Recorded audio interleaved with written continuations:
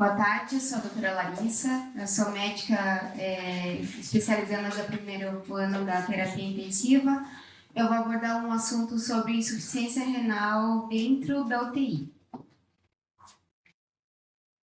As referências onde eu peguei a aula e formatei a aula foi de um artigo desse ano, da revista Nature, tá? Que foi um artigo alemão, tá? Que eu vou abordar definição, diagnóstico, prognóstico, biomarcador e manejo, tá? Definição de lesão renal aguda, ela é definida por uma perda repentina da função excretora do rim, que ela faz parte de uma série de condições que são resumidas como doenças renais agudas e alguns distúrbios pelo que o rim para de fazer, né? E em que a deteriorização lenta dessa função ou a disfunção renal persistente, ela está associada a uma perda irreversível das células renais e dos néfrons e que ela pode levar a uma doença renal crônica. A definição para ser considerada uma injúria renal aguda, pelo conceito, seria essa lesão com menor de 7 dias, tá? Aqui nessa tabela eu faço uma comparação da injúria renal aguda, tá? Uma disfunção renal que pode evoluir para uma doença renal crônica, tá? Então, pelo conceito, a injúria renal aguda com uma duração menor de 7 dias, tá?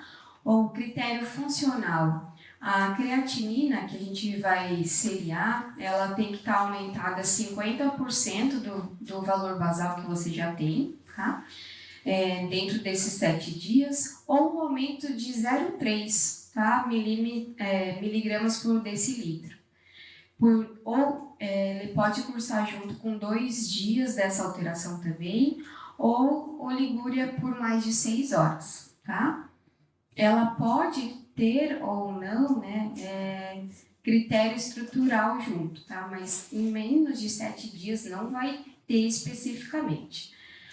Quando você pensa em uma disfunção que passou mais de 7 dias, você vai aumentar o intervalo de tempo, deixar para menos de 3 meses, tá?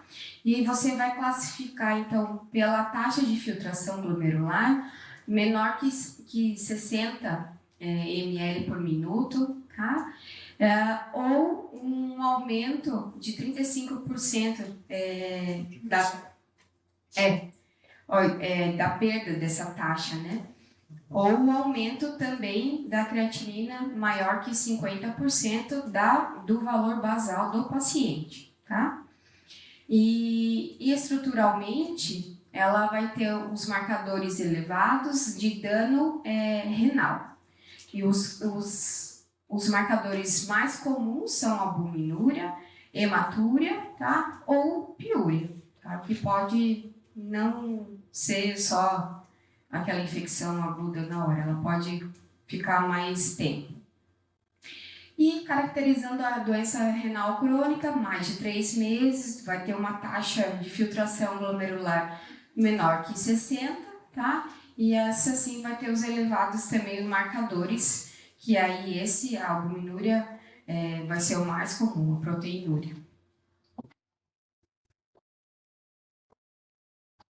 As causas e os fatores de risco. Então, os mais comuns são as causas pré-renais, intra-renais e pós-renal, né? Pré-renal, as causas mais comuns, né? A síndrome cardiorrenal, que ela vai incluir uma falência cardiológica e com uma redução da fração de ejeção, tá? Um choque, incluindo o choque hemorrágico, hipovolêmico, choque séptico.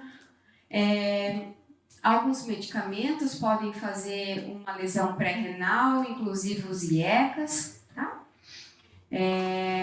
Intrarrenal, pode ser uma trombose de uma microangiopatia, o embolismo um êmbolo de colesterol, tá?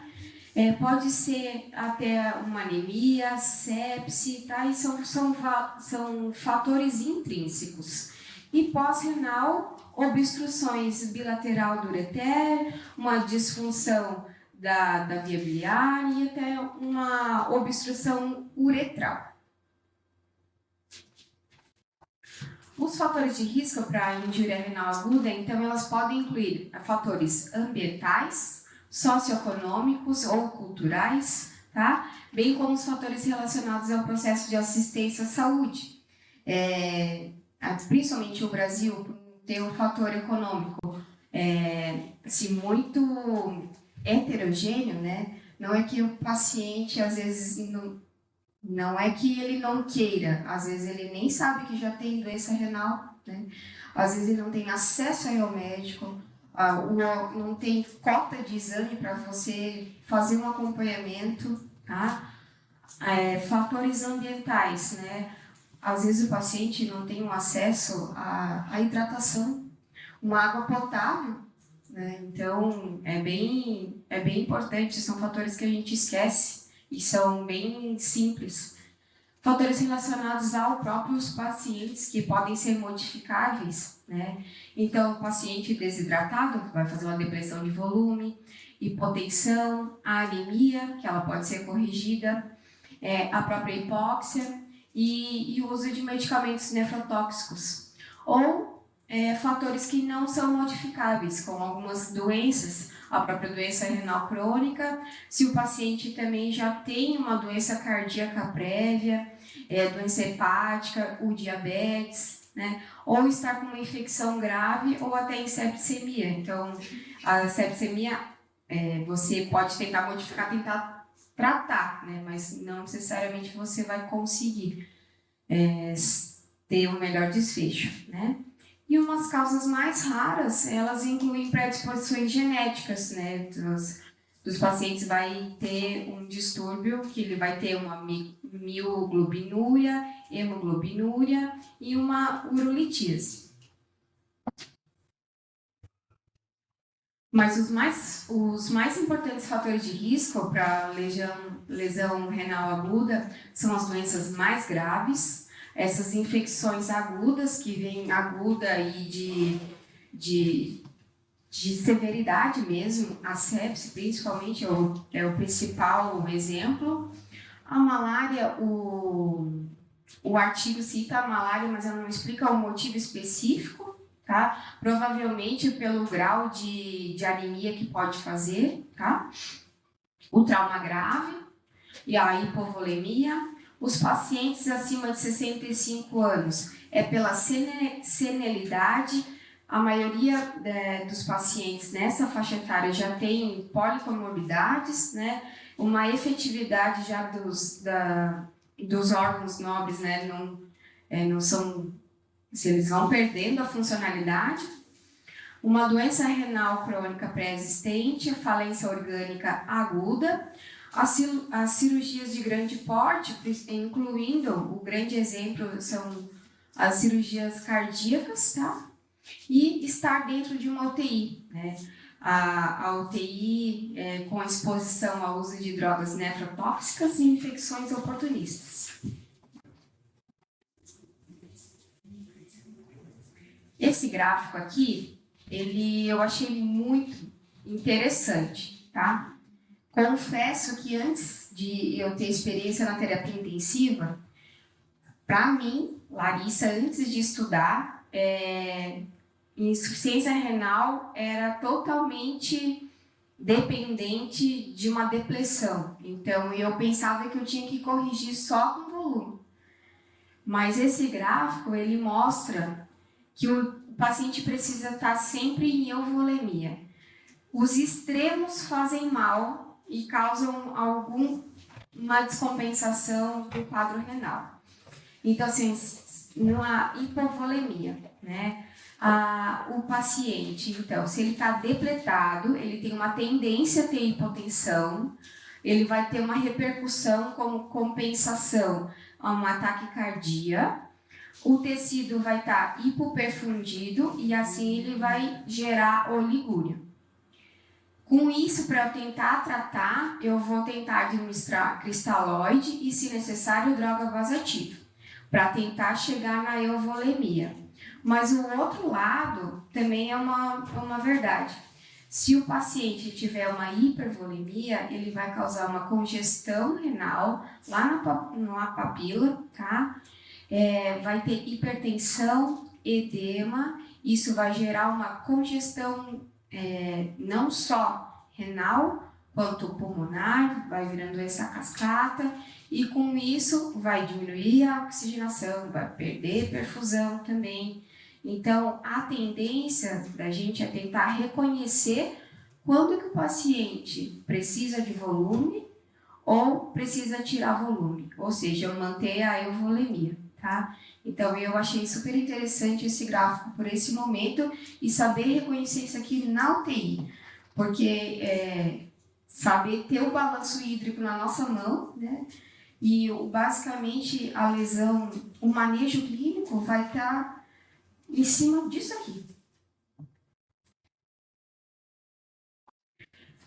As repercussões, eu achei também interessante porque é autoexplicativo essa imagem, tá? Essas repercussões quando o paciente começa a ter essa lesão renal aguda, né?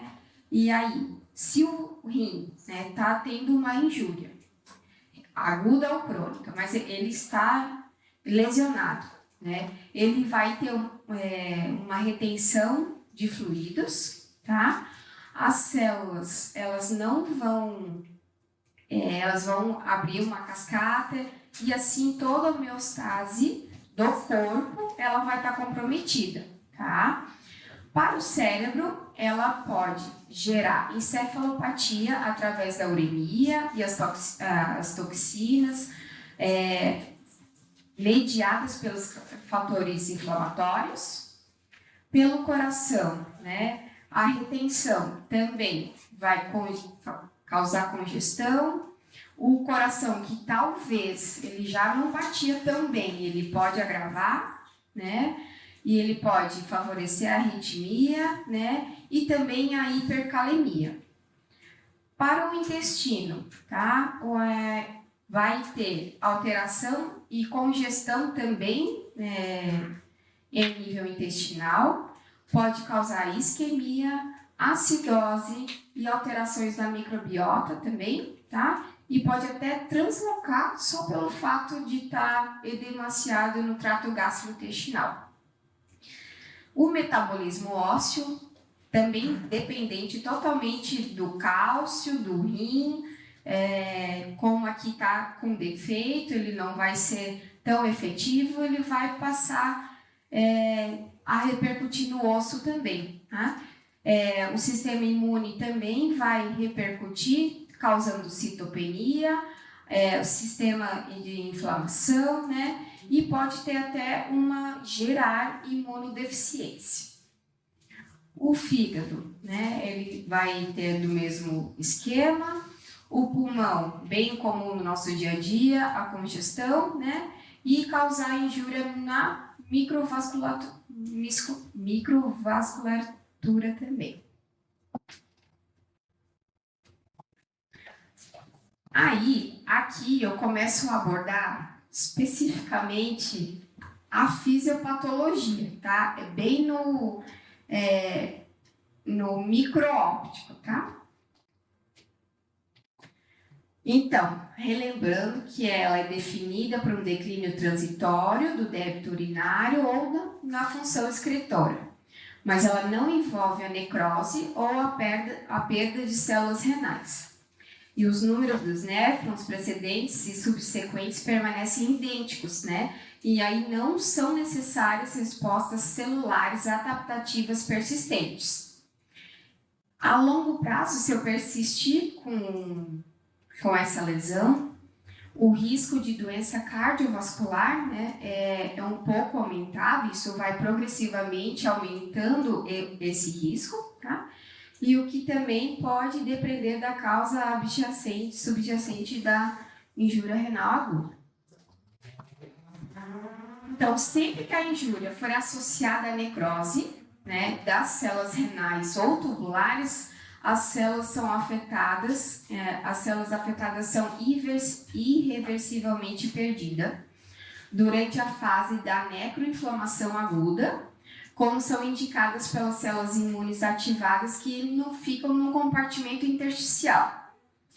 As células que são progenitoras renais, elas são mais resistentes à morte, tá? E a sua expansão clonal, ela pode facilitar a recuperação estrutural e funcional de alguns néfrons que são lesados. Então, aqui ele consegue mostrar que ele geralmente não tem lesão estrutural e como ela tem um fator menos suscetível à morte, porque é mais resistente, né? Até pode ter algum tipo de lesão, mas ela pode até se recuperar, tá? Os néfrons de segmentos que são lesionados, ela não se recuperam sob atrofia, tá? E por esse motivo, elas são irreversivelmente perdidas. Aí, quando elas morrem e não tem como se recuperar, elas são substituídas por tecido fibroso, que estabiliza a integridade estrutural dos néfrons remanescentes. E aí você tem lesão com dano, e depois que você perde tudo isso estruturalmente, né, você começa a perder proteína e você fez a albuminúria. O resultado da hiperfiltragem exige um aumento da capacidade funcional dos néfrons remanescentes, que é atingida através de um aumento das suas dimensões, com suas células epiteliais tubulares sob poliploidização, indicada por um sucesso celular. Então, ela vai tentar compensar esse mecanismo da lesão, aumentando o seu tamanho, tá? Dependendo do número de néfrons remanescentes, da sua capacidade de adaptação e da carga de filtragem, que aí vai depender do peso, da ingestão de fluido, da dieta do paciente, né?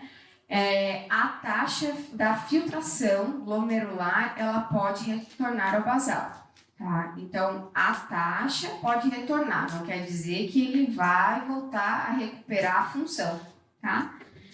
E esse status já se qualifica como doença renal crônica, quando ele chega a esse estágio. Então, mesmo que a taxa de filtração retorne ao basal, as mudanças adaptativas da doença renal crônica implicam em um risco maior de doença cardiovascular e possivelmente câncer renal. A perda irreversível dos néfrons reduz a meia-vida renal. Então, numa tentativa de compensar, algumas aceleram o metabolismo para ele tentar compensar na quantidade, aumentar o tamanho, e assim, por isso que ele aumenta a possibilidade de criar uma célula cancerígena, né? E por depósito e também pelo risco maior das cascatas inflamatórias, aumenta o risco da doença cardiovascular. A injúria renal aguda grave envolve a necrose extensa do túbulo. As consequências sobre o número de néfrons são substanciais. A recuperação dos túbulos ocorre apenas nesses néfrons que são das células progenitoras que sobreviveram. E a adaptação à filtração e demandas metabólicas resulta em grandes aumentos nas dimensões de poucos néfrons sobreviventes. E essas tais adaptações excedem frequentemente a capacidade adaptativa dos podócitos, levando à glomerulose focal segmentar secundária, à perda subsequente dos néfrons remanescentes. E aí, essa é a explicação da tentativa do corpo compensar e assim você continuar tendo uma lesão aí crônica, né, que continua progressivamente perdendo os néfrons. A poliploidização e a senescência relacionada à adaptação celular, bem como a cicatriz relacionada à perda do néfron, ela vai acionar a fibrose intersticial e a atrofia renal progressiva. E essas alterações, elas são adaptadas essas alterações adaptadas aumentam fortemente também o risco cardiovascular e possivelmente o câncer renal. A vida útil das funcionalidades renais é drasticamente reduzida e alguns pacientes permanecem com necessidade da terapia de substituição renal. Eu tentei colocar numa ordem das lesões, de adaptação, de progressão da doença, e aí quando essas alterações eles perdem muito drasticamente a eficácia, aumenta o risco e tem alta possibilidade do paciente precisar de uma terapia de substituição renal, a aula que o Dr. Alfredo vai dar em seguida. Aí que dá fibrose intersticial, atrofia renal progressiva, né? Essa coisa. Um pouco sobre os biomarcadores, tá? Aqui mostrando também da injúria renal aguda, a doença que está em transição, né? E a doença renal crônica. Ela vai depender dos estágios, né? Da taxa de filtração, né? E dos dias que está acontecendo. Por isso que os critérios com data se faz necessário, tá? Esse gráfico, ele consegue mostrar que o aumento do risco, você consegue seriar cistina C, tá? E na urina, a interleucina 18. Então, assim, se o paciente não tem doença estabelecida, né, ele está evoluindo para tal, você quer saber, por algum motivo, se esse paciente tem um risco aumentado, tem essa possibilidade de você dosar e saber, tá? E ela também mostra os riscos de complicação que esse paciente pode ter, tá? E de morte também. Quando o paciente já tem uma injúria renal, você consegue também dosar a cistina C, tá? E a principal que a gente dosa, né, a falência mesmo renal, a lesão de fato, né, que você quer seriar e saber o basal e ver quanto que o paciente já perdeu. A gente aí no sangue tem a creatinina, né? E a gente também quer saber sobre a urina e o débito urinário que o paciente está fazendo. Só para retomar novamente, né? No primeiro estágio, né? Paciente não tem um aumento de 0,3, né? E não tem alteração urinária. Aí ele vai com aumento de 0,3 de creatinina por menos de 48 horas ou 150% em menos de 7 dias, né? Ou um débito urinário menor que 0,5 ml por quilo-hora por pelo menos 6 horas. E assim vai indo com um aumento progressivo e assim você vai classificando a gravidade da sua doença, assim aumentando também os riscos de complicações e morte. Por isso que é importante você ter ciência e manejar o paciente para evitar o maior dano. E para finalizar, o manejo, tá? O manejo também vai depender se o paciente tem um alto risco, que estágio que ele está da lesão, né? 1, 2, 3, tá? Então, para todos os pacientes, independente do estágio, você deve parar de usar, se você está em uso, dos medicamentos que são nefrotóxicos, né? Paciente na UTI, como eu já tinha falado, né, usa geralmente os antibióticos são muito nefrotóxicos e você, se não puder substituir, vai usar no menor tempo possível para depois escalonar, né? Tentar ver um esquema alternativo para você não causar maior dano para o seu paciente, tá? Você, para todos também, ver como é que está a performance volêmica do seu paciente, a perfusão, né? Para não deixar depletado ou congesto, tá? Considerar também a monitorização hemodinâmica para ser mais fidedigno essa tua abordagem do teu paciente, tá? Aí, sempre monitorizar a creatinina e o débito urinário, tá? Evitar a hiperglicemia no teu paciente.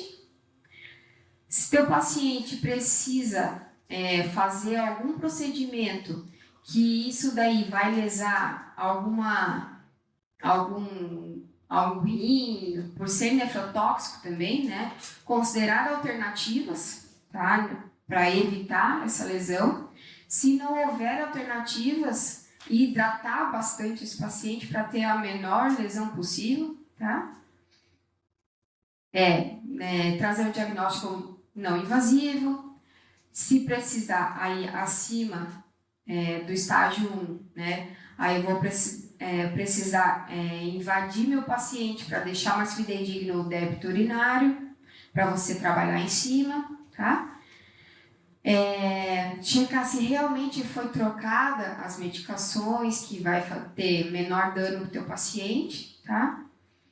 Assim que ele vai aumentando o dano e aumentando a lesão, né? Aí você tem que considerar a terapia renal substitutiva.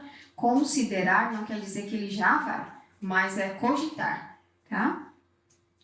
E nesse estágio é onde que teria indicação dos pacientes, mesmo assintomáticos, assim, de serem internados na UTI pelo melhor manejo do balanço hídrico, melhor performance da monitorização da hemodinâmica, para evitar outros desfechos, tá? E quando o paciente chega no estágio 3, o que ele coloca aqui é evitar o catéter na punção de subclávia, porque tem uma possibilidade do paciente não reverter e é um acesso vascular que pode ser de longa data, tá? Então, segundo os vasculares e até um pouco o nefro, eles evitam a punção da subclávia por esse motivo. Mas, numa emergência, em outro contexto, por pouco tempo, a gente acaba usando. Retomando que o controle do volume é essencial para os pacientes com risco em todos os estágios da função renal, uma investigação diagnóstica com maior precisão e os ajustes das doses sempre é necessário, avaliar todo dia, rever todo dia a taxa de filtração e a dose adequada para essa taxa, e as decisões se, quando iniciar a terapia de substituição e o monitoramento adequado, requer uma especialização em medicina intensiva e ou nefrologia. É isso que ele indica. Acabou.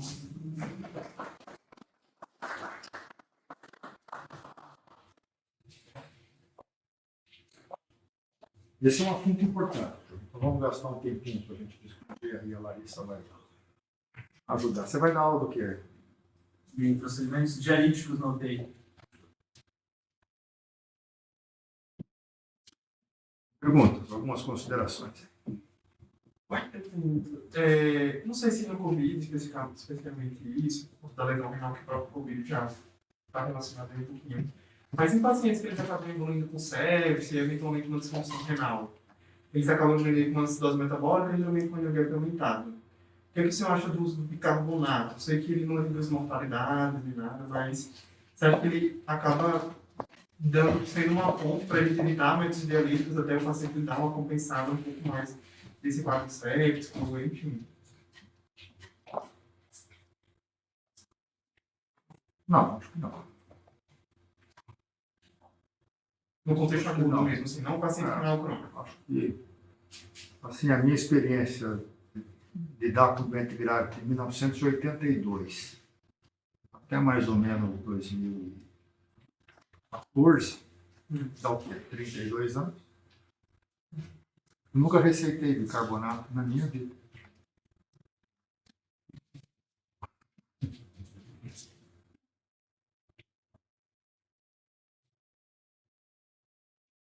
silênciozinho bom assim, né? Perdi muitos amigos por causa disso. Então, acho que a acidose metabólica ela é um marcador de uma doença, né? É como se fosse um sintoma de um processo inflamatório, como é a febre, por exemplo. Acho que gosto dessa analogia de você, quando o doente está com sepse e ele faz febre, aí você faz antitérmico. Mas não trata. E aí, mas não trata a causa que levou à febre, né? E a acidose metabólica, especialmente no doente com choque, no doente com sepse em especial, ela é um marcador de hipóxia tecidual, metabolismo anaeróbico, uma hiperlactatemia, levando a uma acidose metabólica como consequência. Não parece que a acidose metabólica seja deletéria por si, né? Embora os doentes, quanto menor o pH, maior a concentração de hidrogênio iônico, menor o BE, maior o lactato, maior a mortalidade, ela parece ser um marcador de uma disfunção orgânica e que é melhor que você saiba das coisas que estão acontecendo do que não saiba, né? Na vida e no doente com sepse. Então, quando você faz a administração de bicarbonato, você não trata a causa. Você diminui a concentração hidrogeniônica porque você fez um buffer do hidrogênio às custas de produção de CO2.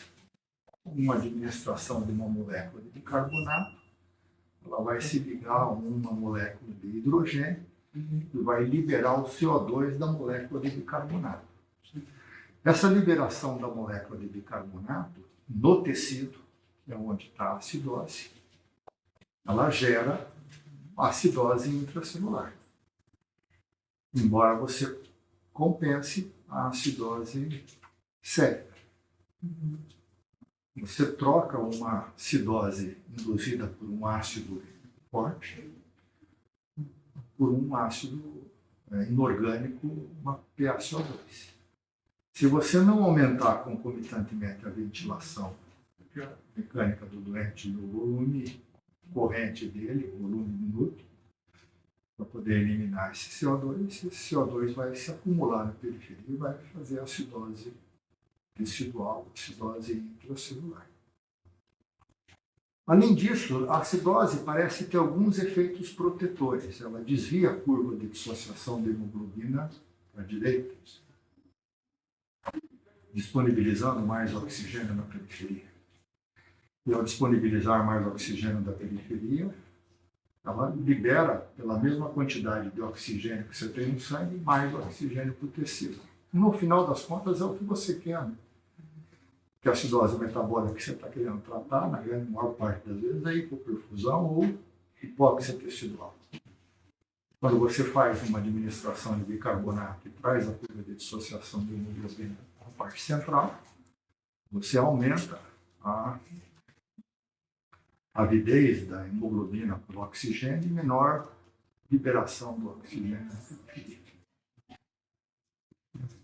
Terceiro, você perde um parâmetro importante dessa disfunção, que é a presença da acidose. De alguma forma, que demonstra se o doente está bem perfundido ou se não está bem perfundido. Quarto, 5 ou 6 estudos comparando a administração de bicarbonato e placebo não notaram nenhuma diferença no desfecho clínico do doente. Sequer mostraram uma diminuição da quantidade de droga vasoativa que os doentes estavam tomando, que é difícil nesses estudos, que são controlados. Com doentes na vida real, se você administra bicarbonato para um grupo, não administra. Eles estão tomando droga vasoativa, geralmente em dose alta. o doente que toma bicarbonato não precisa de tomar menos noradrenalina, vai por água abaixo a ideia de que ela melhora o estado perfusional, ou melhora a resposta às catecolaminas quando você controla a acidose metabólica do doente com administração de bicarbonato. E se isso acontecesse, você rapidamente perceberia que você faz uma administração de bicarbonato e você diminui a quantidade de droga vasoativa para poder manter o mesmo PaO2, a mesma pressão arterial média. Então tem uma série de razões de porque a administração do bicarbonato não me parece ser sustentada do ponto de vista rotineiro e nem que isso vá atrasar as suas condutas que você tem que fazer para poder compensar esse doente, né? Já que ele vai mostrar de que quando você está na frente de um doente com insuficiência renal, o doente tem acidose, tem congestão, tem hiperpotassemia, ou tem uremia, esse doente vai precisar de diálise. Quanto mais se atrasar a diálise, demora muito. Né? Na ausência dessas situações, você não precisa de fazer diálise. A diálise não altera a mortalidade dos doentes. Porque é uma outra coisa. Ventilação mecânica não melhora a situação clínica do doente do pulmão. A ventilação mecânica só pode piorar. Toda a estratégia que a gente estudou ontem é para poder proteger o pulmão e não causar mais lesão. Diálise não altera a lesão. Diálise é só para aquele doente que precisa, porque está morrendo de insuficiência renal. E o bicarbonato não trata a doença principal, que nesse caso é a hiperprodução de lactato na periferia por hipoperfusão periférica.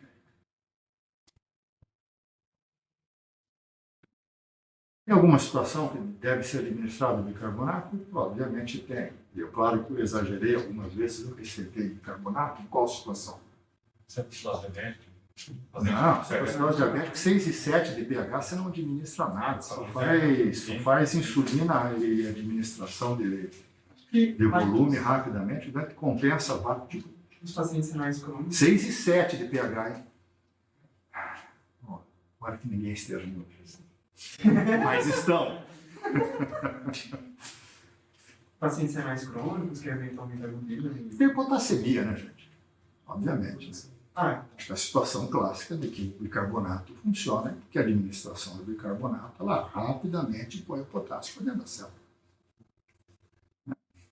Nas situações de acidose metabólica por ácido inorgânico, não por ácido orgânico, como é na acidose diabética, há um desvio iônico significativo, né, celular, no qual a entrada do hidrogênio dentro da célula expulsa o potássio para fora. Então, nas insuficiências renais, né, que você tem hiperpotassemia, você tem acúmulo de ácido inorgânico, fosfatos, vários ácidos inorgânicos, que não é ácido lático, e que não é os corpos cetônicos, os ácidos orgânicos entram dentro da célula também, é desvio iônico pequeno. Agora, na insuficiência renal, quando você tem lesão renal, dentro de insuficiência renal crônica, são doentes que fazem hiperpotassemia clássica por acidose. Né? Esses doentes que ficam um dia, 2 dias sem fazer diálise, vão chegar na unidade de terapia intensiva com 6, 7, 8 de bicarbonato. Potássio. E a administração do bicarbonato rapidamente põe o potássio de volta para a célula, faz um desvio iônico importante. Então, uma administração clássica e efetiva, que faz você ganhar um tempo para o doente não fazer arritmia. A acidose metabólica, 7,1, 7 de pH, com 6 de bicarbonato, 7 de bicarbonato, 8 de bicarbonato. Sério? Assim, se o doente tiver 1,5 de bicarbonato, 2 de bicarbonato, se tiver com 7,1, ele vai estar com uma PaCO2 de 12, 13, 14, para poder compensar esse bicarbonato. Ele está no limite da sua compensação. Se ele fizer um pouquinho mais de acidose metabólica, ele vai para 7, para 6,8 pH. Esse doente está no... Não espere muito tempo. Mas 1, 2 equivalentes de bicarbonato por quilo desse, 10 minutos, 15 minutos. Dá um tempo de você poder melhorar a perfusão, fazer volume, etc. Então, são algumas situações fisiológicas que acho que justificam a administração do bicarbonato. Mas, a princípio, a administração do bicarbonato não deve ser, na prática clínica de vocês, assim, um alvo importante, que vocês se preocupem basicamente com isso. Mais importante é verificar qual é a causa da acidose metabólica e corrigir isso o mais rápido possível. Isso se corrige rapidamente na sequência. O que mais?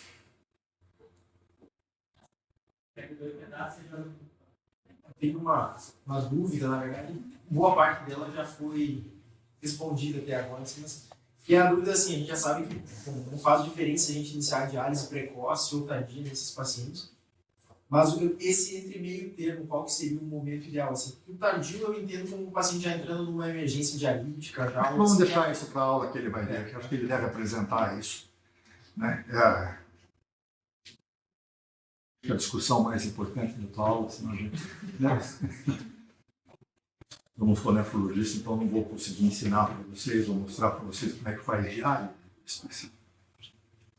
Mas tem 2 grandes estudos na literatura que suportam essa ideia de que a administração do suporte dialítico precoce, uma tentativa de evitar um segundo dano para o doente, e foi a sustentação teórica que fazia com que a gente, esse doente, não vou esperar ele fazer hiperpotassemia, não vou esperar ele fazer congestão, não vou esperar ele ficar com uma acidose muito grave, vou fazer a diálise hoje, já começa a diálise hoje, assim.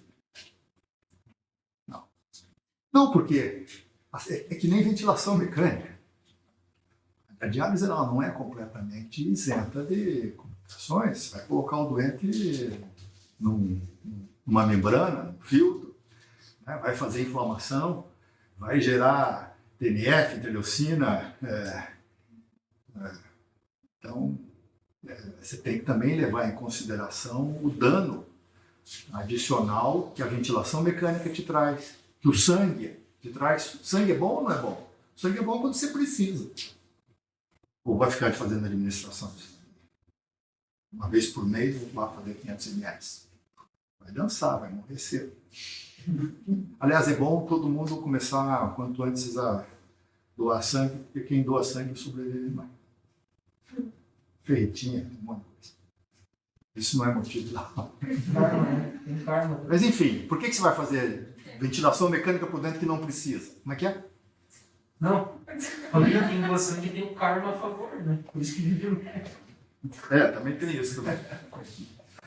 A impressão que as pessoas passam a torcer a teu favor, né?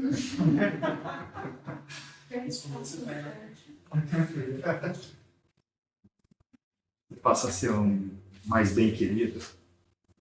As pessoas te cancelam. Eu tenho 2 dúvidas. A primeira é qual que é a classificação que a gente deve usar para... Cardíaco. Cardíaco. A segunda é cardíaca, a terceira é cardíaca. Por quê? Qual era a outra? Rifle? Não, foi substituída por cardíaco. 1, 2 e 3. Talvez seja a coisa que eu mais quero enfatizar. Onde é que está a tua? Você tirou aqui? Acho que... assim, não é fácil você definir insuficiência renal. A partir de que momento uma elevação da creatinina ou uma diminuição do débito urinário. Obrigado, Bruna. Passa os slidezinhos antes para mim, por favor. Essa é a primeira?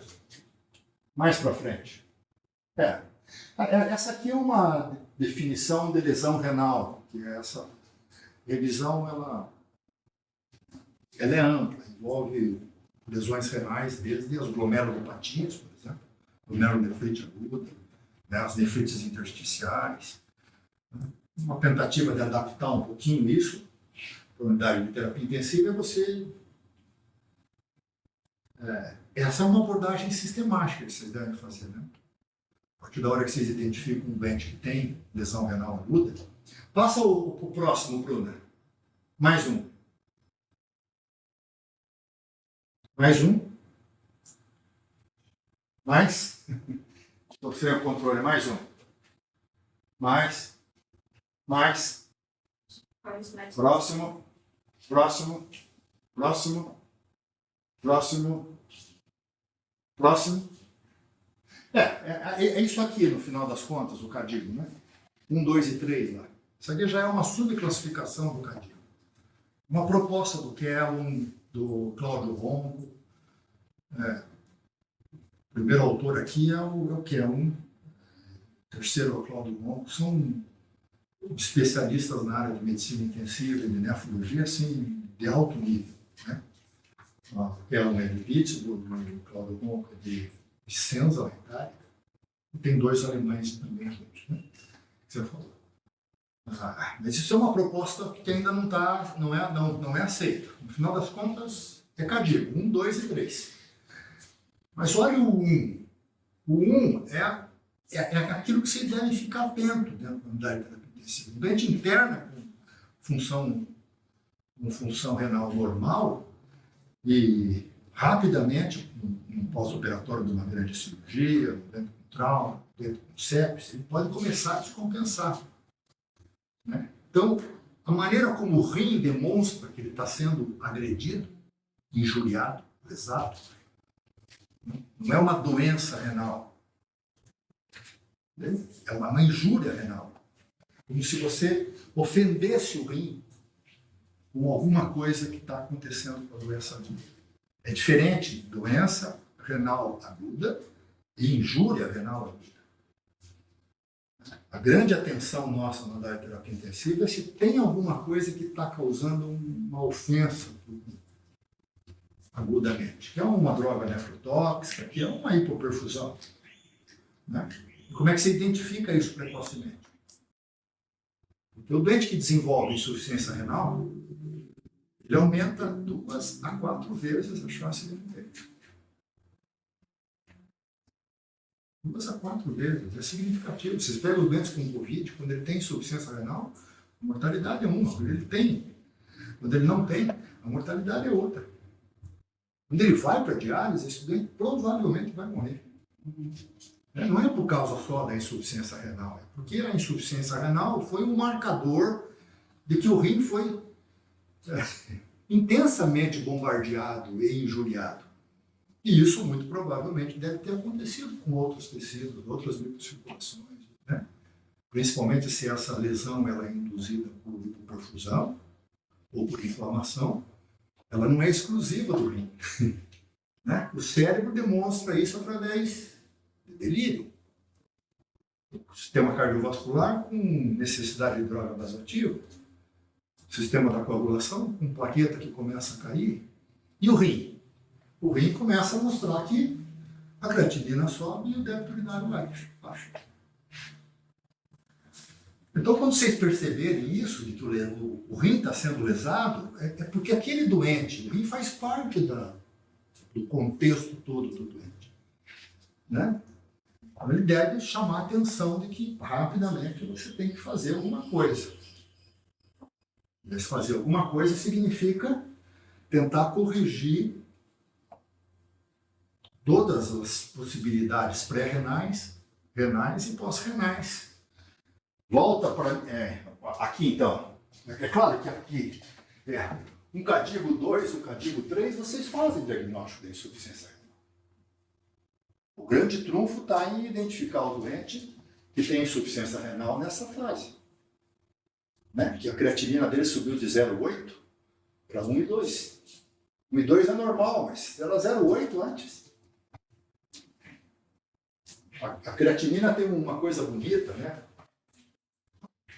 A creatinina ela só é eliminada pelo rim, não dá para eliminar pela pele, nem pela respiração, por nenhum lugar. A creatinina, então, tem uma relação quadrada, né? Que lindo que é isso aqui, né? Ele fez um pouquinho errado aqui. Eu acho bonito isso. Então, deixa eu ver o que eu faço aqui. 2, 4 de creatinina. Aqui 50% da função, 25% da função renal, 100% da função renal. Função renal e aqui é creatinina. Então, se a creatinina é de 1, é 100% da função renal. Se a creatinina sobe para 2, perdeu 50% da função.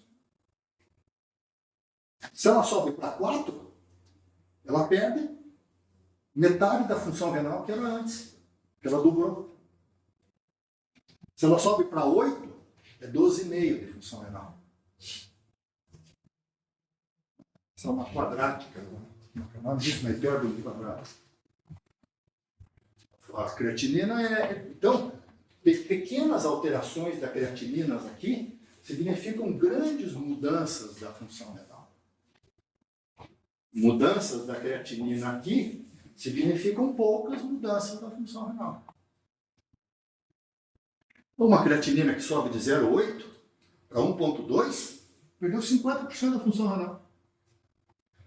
Se subiu de 1,2 para 2,4, perdeu mais 50% de 1,2. E só está em 2,4 ainda. Passar para 4,8, ele perdeu mais 50% da função renal do que do prévio. Ok? Então, pequenas alterações da função renal que devem chamar a atenção de vocês. E o interessante é que depois do cardíaco, o Rifle já tinha, de alguma forma, tentado mostrar isso. Né? Quando eu comecei a fazer medicina de doente crítico, era um PA lá no serviço de emergência, né? No HC, aqueles craques da nefrologia, né? Quando eu dizia para eles, não, mas o doente parou de fazer urinar, ele disse, daí? Urina não é função renal, mas diurético. Não era culpa deles. Essa percepção do doente agudo não era muito comum na década de 80. Né? Só o Akin, o Harford, acho que é de 2004, mais ou menos, colocou o débito urinário como um marcador precoce de disfunção renal. Antes ou sem que a elevação da creatinina acontecesse. Quando você tem uma diminuição do débito urinário de pelo menos do que meio ml por quilo de peso por pelo menos 6 horas, esse doente está fazendo uma lesão renal aguda, uma injúria renal aguda. É aquele troço que acontece de madrugada. Se alguém não anota o débito urinário que aconteceu da meia-noite às 6 da manhã, urinou só 100 ml, 200 ml, esse doente tem uma lesão renal. O que essa lesão renal está te dizendo? Está te dizendo que tem alguma coisa ofendendo o rim. Está xingando o rim. E o rim está só reagindo do jeito que ele sabe fazer, produzindo menos urina naquele momento ali. Né? Então, será que isso não é uma sepse que está aparecendo? Será que isso não é o começo do efeito de uma droga nefrotóxica? Um doente que está depletado? Isso que o rim está fazendo, na verdade, está acontecendo em todo o território esplâncnico e, eventualmente, em todo o restante do nosso organismo. É a maneira como ele grita. Bruna, passa para mim, para trás, por favor. Então, são diagnósticos precoces, que fazem com que vocês possam ter a conduta. Não, acho que o próximo slide, por favor. Esse aqui, ó. Né? Porque ele está... Posso Claro. pegar o gancho ali do senhor falando da creatinina? Por que quando a gente vai botar no BD lá, a creatinina bem baixa, ela soma pontos para... Menos de meio, né? Na Porque parte. no Apache está desse jeito? Menos de meio é um ponto. Né? Porque o Apache, num grande banco de dados, mostrou que ter creatinina baixa aumentava o risco de morte. Por que o creatinina muito baixo deve aumentar o risco de morte? Porque provavelmente deve estar representando um doente desnutrido. Né? Um doente desnutrido que não tem massa muscular, ele também tem risco. Tem alta possibilidade dessa creatinina ser um valor verdadeiro. Tem o quê? Alta possibilidade dessa creatinina não ser um valor De verdadeiro. não ser um valor verdadeiro?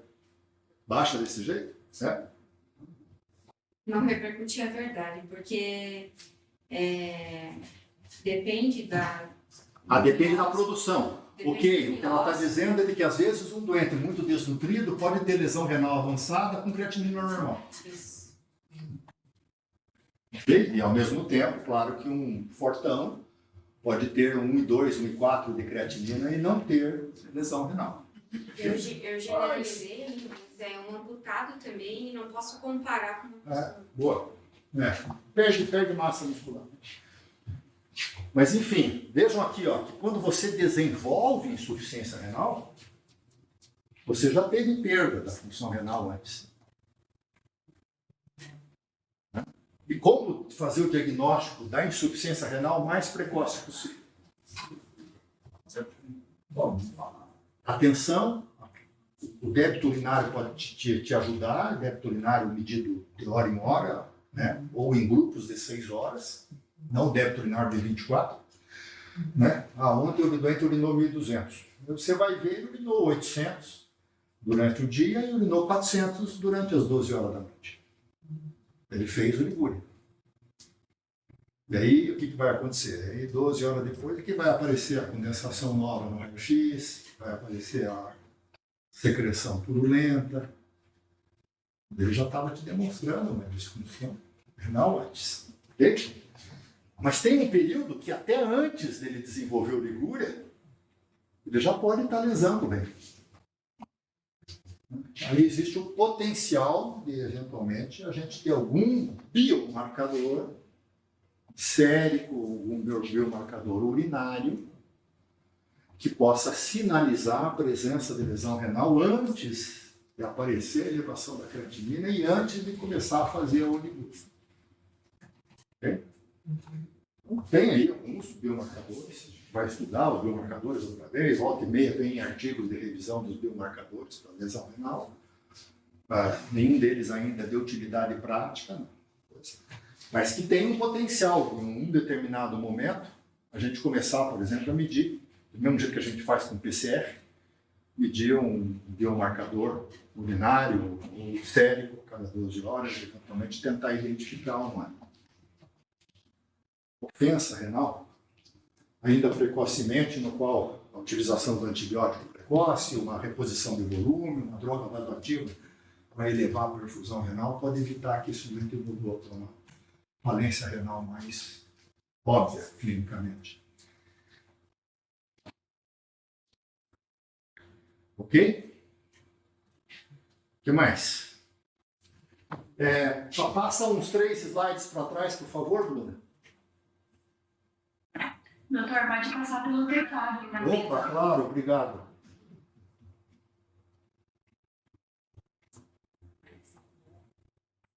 Ótimo, isso aqui é de utilidade operacional. Na frente de um doente que tem o risco de desenvolver lesão renal, ou que já está desenvolvendo alguma lesão renal ainda numa fase precoce, veja se ele não tem uma síndrome cardiorrenal, que não tem que controlar o débito cardíaco, melhorar a perfusão periférica, glutamina, né? Insuficiência cardíaca com congestão venosa, eles estão muito edemaciados, estão com congestão no rim. Fazer diurético, esses dentes ficam refratários. Esses dentes às vezes melhoram com uma ultrafiltração. Não tira líquido deles de um outro mecanismo, que não seja o renal, para que ele possa voltar a responder diurético novamente. Toque, síndrome do compartimento abdominal, frequentemente esquecido. Né? A gente faz hipertensão, você deve conhecer isso bem. Né? Às vezes, síndrome do compartimento abdominal não cirúrgica, clínica, fez muita reprodução de volume, fez muito edema de alça, fez ascite, aumenta a pressão intraabdominal sem que você perceba. Isso não dá manifestação clínica significativa, não fica tenso, nada disso. Né? E aumenta para 20, 25 milímetros de mercúrio intraabdominal é suficiente para poder causar compressão das veias renais e diminuir a pressão de perfusão renal, podendo fazer o ligúrio, fazer insuficiência renal. Como é que é o nome disso aqui? Você está perdendo o rim? Me ajude. Rejeição. Esqueci. Rejeição dos dentes com transplante. Né? Na verdade, é a função tardia do transplante, né? Bem? É a função tardia. Às vezes você pega um enxerto ruim, entre aspas, e ele faz um delay birth function. Então, ele demora para sair da NPA. Não necessariamente ele não está funcionando, mas ele demora para voltar Por causa de linha uma fria. disfunção cardíaca associada com Não, por causa da disfunção do enxerto. a disfunção do enxerto. Às vezes o enxerto mais velho, uma isquemia fria mais prolongada, então eles têm um prolongamento da disfunção.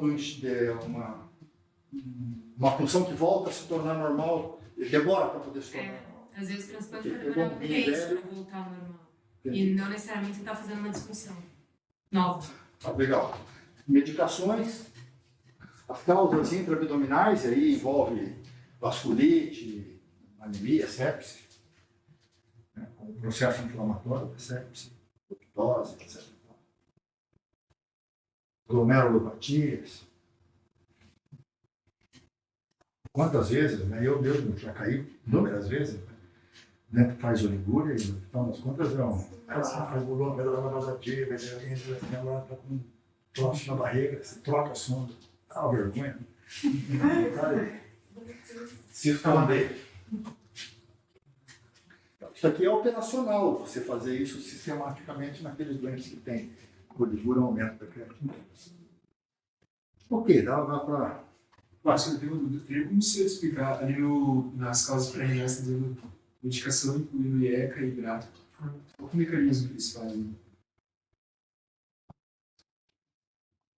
Medicações incluindo bom, na presença de uma oligúria, você tem o estímulo da mácula densa, produção de renina, produção de angiotensina, aldosterona, e essas substâncias todas fazem aumento da pressão de perfusão dentro do rim, vasoconstrição da área de saída, aumento da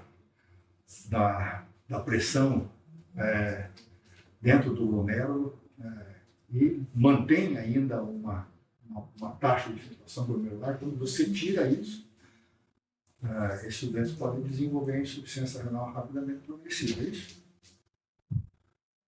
É isso, Ana, estou falando com você, Aninha. Não, é. É? Não, eu estava pensando se na verdade ele estava perguntando isso ou ele estava perguntando o porquê que você não dá Brown e ECA para paciente que já tem uma injúria renal.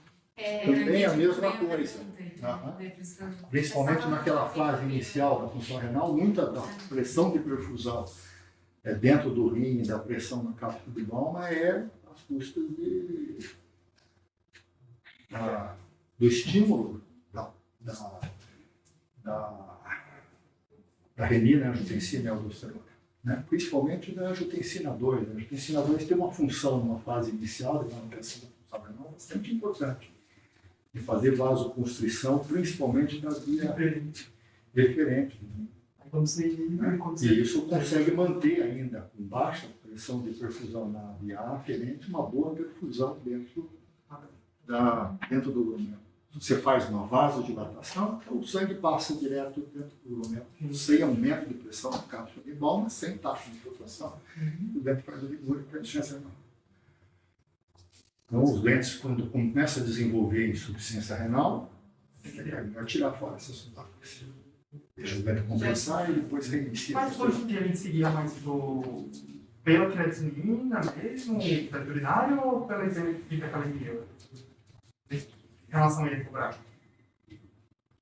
Qualquer pergunta? Você se baseia mais pela creatinina, tipo, creatina acima de 2,5 tem que suspender, ou quando ele está atendendo, quando ele encaixar no convite? Não, pela creatinina. Pela creatinina. Tá. Os dois podem fazer hipercalemia. Né? Quando os doentes desenvolvem hipercalemia, essas drogas também precisam ser suspensas. Mas aqui nós estamos falando de um doente que está normal, ele começa a desenvolver insuficiência renal. Se ele estiver tomando um bloqueador da ECA ou um BRA, é melhor tirar fora, assim como você tira os anti-inflamatórios não hormonais. São substâncias que eventualmente também podem piorar a função renal, porque aquela É uma substância que ajudaria nesse caso. aquela vasodilatação que ainda está permitindo uma boa perfusão renal pode ser inibida por anti-inflamatórios não hormonais. Ele faz vasoconstrição e aí piora a função renal. Bem, Mas a parte do IECA ali, quando o paciente já tem uma proteinúria já instalada, ele serve como tratamento mesmo, o paciente já com a doença renal crônica, para diminuir a proteinúria, e aí o mecanismo de ação vai ser nos podócitos. Aí volta. Aí, no caso mais no começo do quadro, você retira para não evitar o dano, mas se o dano já está instalado, Os doentes crônicos dá para usar. mesmo quando está com a função renal estabilizada, não tem problema. Mas na fase aguda, melhor suspender, estabiliza, corrige as alterações que estão levando à lesão renal e reinicia devagarinho posteriormente. 2, 3, 4, 5 dias depois. Esses doentes aqui, ó, que têm perda muito grande da função renal, que rapidamente levam a creatinina para 2, 3, são doentes que têm mais necrose tubular. Esses doentes aqui têm mais inflamação, mais alteração da hemodinâmica renal. São aqueles doentes que vocês têm, doente com sepsis, tem uma elevação da creatinina, chega a 1, 1,5, 2, você faz antibiótico precoce, estabiliza hemodinamicamente, melhora a perfusão, o lactato cai. 2, 3 dias depois ele recupera a função renal praticamente inteira. Ele não fez necrose. Esses doentes que fazem lesão renal grave, chegando 3, 4, vão para diálise muito frequentemente, muitos deles fazem lesão renal significativa, fazem necrose tubular. Esses doentes podem recuperar a função renal, mas vão levar, em média, 4 a 6 semanas para poder recuperar a função renal. Aqueles doentes que ficam em diálise, às vezes melhoram clinicamente, mas eles ainda continuam em diálise. A maior parte deles ainda recuperam a lesão, né? Ficam com um pouco de lesão renal residual no rim, mas é muito frequente que eles recuperam taxa de filtração glomerular para taxa acima de 60, 70, 80, né? Com aquele mecanismo de recuperação renal que ela descreveu, e esses doentes não vão precisar de diálise mais. Mas alguns, principalmente os mais velhos, aqueles que tiveram lesão muito grave, podem ficar dialíticos por resto da vida. Hoje tem alguma diferença assim, no prognóstico? Paciente que estourou a creatina de hoje para amanhã, assim, né? São o valor de tempo ou o valor total da creatina que tem mais relação com, para eu saber assim, o prognóstico do paciente, se ele vai Então, na crônica. veja as variáveis como elas são grandes, né? Primeiro, se você perder a função renal de forma absoluta hoje, quanto é que vai estar a tua creatinina amanhã? Vamos supor que seja 1 hoje. Amanhã vai ser 2? 0,5 a 1 miligrama por dia de creatinina. Mas vamos supor que você perca a função renal absoluta hoje, mas você esteja numa síndrome hipercatabólica. Vai aumentar de 1 a 3 miligramas por dia.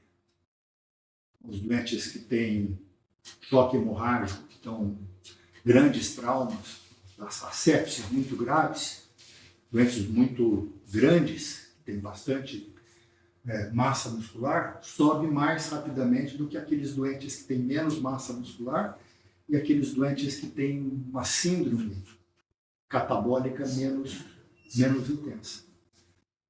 Então, esses doentes que você vê que sobe de 1 para 2,5, 3, então, primeiro, eles perderam bastante da função renal. Provavelmente fizeram uma lesão renal grave. Segundo, eles estão bem hipercatabólicos. Mesmo que eles tivessem perdido totalmente a função renal, ele não aumentaria 1,5, 2 miligramas por decilitro de creatinina de um dia para o outro se não tivesse uma síndrome grave. E a sepse, esses processos inflamatórios com os quais nós lidamos, são bastante catabólicos. A gente perde muita massa muscular, faz muita proteinólise, lipólise, glicólise. A gente entra num regime de autofagia bastante rápida, bastante intensa. Isso faz com que a creatinina suba mais rapidamente. Eventualmente, se ele perdeu 50, mas ele aumentou 1,5, pode ser que esse 1,5, vamos torcer, seja mais pelo catabolismo do que pela intensidade da perda da função renal. Você rapidamente agiu, rapidamente melhorou a perfusão desse doente, rapidamente tratou a causa, se for sepse, processo inflamatório, foi para o centro cirúrgico, descomprimiu, tratou, desbridou todos os tecidos, ele está supimpa, pode ser que no dia seguinte ele dá uma estabilizada na creatinina e em 2 dias a creatinina já começa a cair outra vez. Ele não fez grande necrose, ele fez muita inflamação, a grande quantidade de perda de função renal que ele teve foi mais por hipoperfusão do que por necrose tubular aguda. Então, esse doente tem uma grande chance de poder, não inflamando mais, não precisando de voltar para o centro cirúrgico, não fazendo uma segunda infecção, ele recupere mais rapidamente a função renal. Pode ser até, às vezes, que ele faça tanta lesão que ele precisou de 2 diálises. Porque ele fez muita hiperpotassemia, porque ele fez congestão, fez muita acidose. Né? É aquele doente que você dá puxa vida, ele teve complicações importantes, teve indicação de fazer diálise, mas ele não veio aqui, ele veio aqui. Você rapidamente controlou os mecanismos ofensores da função renal e ele não fez muita necrose tubular aguda. Ele vai melhorar agora 2 diálises, 3 diálises, para fazer esses ganhos sem precisar de fazer diálise sustentada posteriormente. São vários fatores, né? Na beira do leito. Você pode, de alguma forma, tentar individualizar e tentar entender doente para doente o que está acontecendo com aquele doente que levou tão rapidamente a creatina. Tem alguma coisa definida na literatura se a insuficiência renal no Covid é diferente da do não Covid? Porque a gente vê, por exemplo, que o paciente não Covid, a gente faz 1 diálise, 2 diálises, ele já melhora ureia, o caso já diminui. O paciente Covid a gente faz, às vezes, 5 diálises, demora muito mais para baixar ureia, fica muito mais pegadinho para se tratar. Essa é uma situação clínica ainda relativamente desconhecida. Quando a gente publicou o nosso trial com a cloroquina, que mostrou uma incidência maior de insuficiência renal, a gente teve que voltar, porque os revisores perguntaram 2 vezes, voltou 2 vezes. Eles queriam uma explicação melhor do que estava acontecendo lesão renal. Houve já uma carta do editor para nós também, tentando entender, porque os mecanismos ainda são muito difusos, né? Provavelmente a cloroquina e a hidroxicloroquina tem pouca relação, perfeito?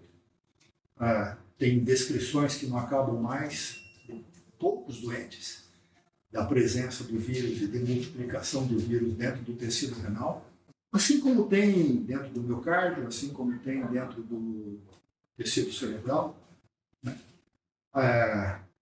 Mas não se sabe se o doente que não faz lesão renal, se esse doente também tem multiplicação de vírus de uma forma significativa. Só se identificou isso nos doentes que morreram, dos doentes mais graves. A gente não sabe exatamente qual é a incidência que tem vírus se multiplicando dentro do tecido renal. A grande maior parte dos doentes que fazem lesão renal dá para poder ser explicada por outro mecanismo, que não pela presença do vírus. Né? A presença do vírus, embora seja identificado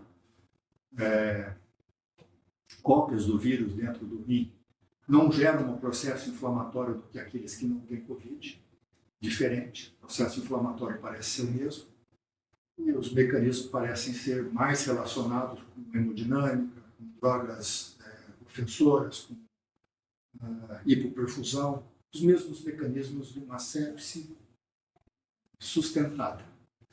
Porque a grande diferença nesse momento, impressão pessoal e de alguns, é de que a diferença principal do Covid em relação à lesão renal, principalmente com a lesão pulmonar, é de que ela é mais sustentada ao longo do tempo do que as outras pneumonias. Né? As outras pneumonias por outros vírus, pneumonias bacterianas, elas rapidamente desaparecem, mas aquela pneumonia do Covid, que é o vidro fosco que você vê na tomografia, é frequente que 3 semanas, 4 semanas depois ele ainda esteja lá. Né? E, mesmo que não tenha mais vírus, mas é um processo inflamatório persistente. Isso possivelmente deve acontecer com o vinho também. O que mais? Inclusive tem um textinho, né, da lesão renal nessa revisão da Nature.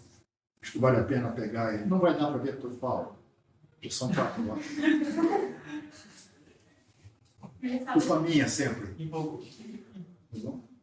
Ele fala no artigo exatamente o que você acabou de falar, que é multifatorial e com um mecanismo semelhante da sepse. Mas é persistente, né? A mesma coisa que a gente fala da SARA, é a mesma coisa que as outras coisas, mas ela é mais persistente. E ela é mais responsiva à corticoide. Não a lesão renal, sabe? O que mais?